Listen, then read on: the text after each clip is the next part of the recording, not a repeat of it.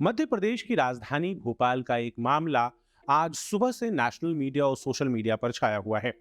6 मुस्लिम लड़कों ने एक हिंदू युवक विजय के ऊपर बीच सड़क में हमला किया, उसे कुत्ता बनने के लिए मजबूर किया और उसके साथ मारपीट की। बीती रात देर रात ये वीडियो सोशल मीडिया पर तैरना शुरू हुआ था। उसके बाद सुबह से ही आयुध की टीम लगातार इस खबर पर नजर बनाए हुए है। हमारी टीम से आशुतोष भार्गव लगातार ग्राउंड पे थे और इस खबर को फॉलो कर रहे थे। आज तो सुबह से जब आपने इस खबर को फॉलो करना शुरू किया है, उसके बाद से किस तरह की ग्रोथ रही, क्या क्या हुआ इसमें? सौरभ, जैसे ही ये रात के समय से ये वीडियो वायरल होना शुरू हुआ, सुबह मध्य प्रदेश के गृह मंत्री डॉक्टर नरोत्तम मिश्रा की प्रेस कॉन्फ्रेंस होती है, उसमें उन्होंने जांच के आदेश दिए। जैसे ही जांच के आदेश दिए तो सभी के ख्याल में वो बात आई, और जब हम लोग थाने पहुंचे तो थाने में लगभग भीड़ भाड़ जुटनी शुरू हो गई थी।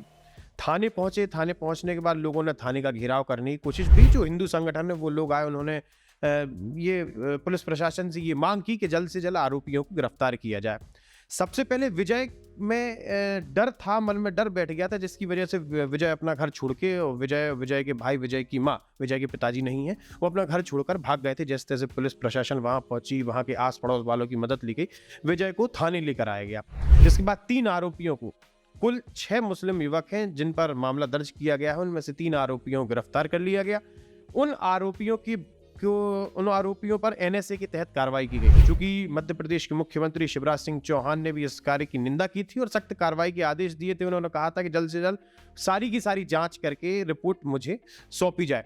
एनएसए के तहत कार्रवाई की गई। फिर लगभग 3 बजे के समथिंग उनके परिजनों की मांग थी, विजय के परिजनों की मांग थी कि जो कृत्य मेरे बच्चे के साथ किया गया है, वहां के लोगों का भी ये मानना है, हिंदू संगठन बजरंग दल, विश्व हिंदू परिषद का भी ये कहना था कि उन्हें भी कुत्ते की तरह यहाँ से घुमाया जाए। तो इसके बाद पुलिस प्रशासन ने उनका लगभग 300 मीटर का एक जुलूस निकाला। उसके बाद लगभग 5 बजे नगर निगम अमला वहां पहुंचा। तत्काल अवैध निर्माण की और अतिक्रमण हटाने की कार्रवाई की गई।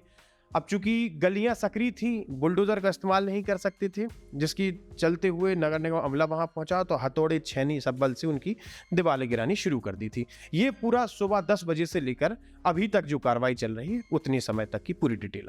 आशुतोष, वैसे भी मध्य प्रदेश में इस्लामिक आक्रामकता की खबरें आती रहती हैं, मगर पिछले 1 महीने से हम देख रहे हैं कि पैटर्न बदल गया है। इंदौर में एक लड़के को मारा गया, उसने ऑटो के पीछे बजरंग दल लिख रखा था। उससे पहले हमने खंडवा, इंदौर, भोपाल से ऐसे विजुअल्स देखे जिसमें हिंदू लड़कों और मुस्लिम लड़कियों के ऊपर हमले किए गए। भोपाल से कुछ समय पहले भी ऐसा एक मामला आया था और अभी फिर ये मामला आया है। ये पैटर्न जैसा क्यों दिख रहा है? अचानक से मुस्लिम आक्रामकता की जो घटनाएं बढ़ी हैं, इसके पीछे क्या कारण लग रहा है? जो मुस्लिम एग्रेशन अचानक से बढ़ा है, देखिए, पहले आपको कुछ घटनाएं सामने निकल कर आती हैं, लेकिन पिछले 1-2 महीने में जैसे आप बता रहे हैं कि खंडवा में एक शिक्षक की पिटाई लगा दी जाती है, मॉब लिंचिंग जैसा किया जाता है। और ऐसा नहीं कि मुस्लिम हिंदुओं को मार रहे हैं, बल्कि मुस्लिमों के द्वारा उन्हीं की लड़कियों को, मतलब मुस्लिम महिलाओं पर भी अत्याचार किया जा रहा है, उन्हें प्रताड़ित किया जा रहा है। राजधानी भोपाल से भी एक वीडियो सामने आया था। और जब अगल बगल का माहौल देखेंगे, चूंकि ये घटना है, मुझे याद आ रही है, आज से लगभग 15 दिन पुरानी है। एक पेट्रोल पंप पर मैं पेट्रोल भरवा रहा था, तो वहां पर एक व्यक्ति आया, तो उसने लाइन तोड़ के उसने कहा कि जल्दी पेट्रोल भरो। थोड़ी सी दादागिरी देने लगा कि भाई तुम्हें जल्दी पेट्रोल भरना पड़ेगा। तो जो ऑपरेटर होता है, मशीन ऑपरेटर, उसने ये बोल दिया कि नहीं, मैं तो नहीं भरूंगा। तो वो व्यक्ति, हल्की फुल्की बहस होती है और चले जाते हैं। उसके बाद जो वो ऑपरेटर है वो ये बोलता है कि ठीक है, 6 महीने रुक जाओ, 6 महीने बाद हम बताते हैं। मुस्लिम ऑपरेटर, मुसलमान? मुस्लिम ऑपरेटर ये बोलता है कि 6 महीने रुक जाओ, फिर हम बताते हैं। बिल्कुल इसी तरह आज जब साहिल की माँ, साहिल का भाई और साहिल के भाई के दोस्त जब पुलिस थाने में खड़े थे, तो साहिल के भाई के द्वारा ये कहा गया, ठीक है, उम्र कैद देंगे ना, लेकिन छूट के तो आएगा हमारा भाई, कुछ दिन की बात है, कुछ दिन बाद हम आपको बता देंगे।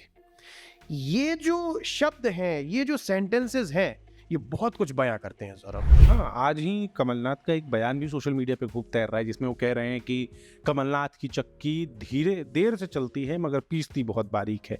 तो इसके पीछे एक पॉलिटिकल मोटिवेशन समझ में आ रहा है। लेकिन पॉलिटिकल मोटिवेशन के साथ साथ जो चीज़ें हमने अभी देखी हैं हाल फिलहाल में, कि भोपाल हो या छिंदवाड़ा हो या जबलपुर हो, यहाँ से आतंकवादी संगठनों के लोग गिरफ्तार हो रहे हैं और ये रिक्रूटमेंट कर रहे हैं, रेडिकलाइजेशन कर रहे हैं।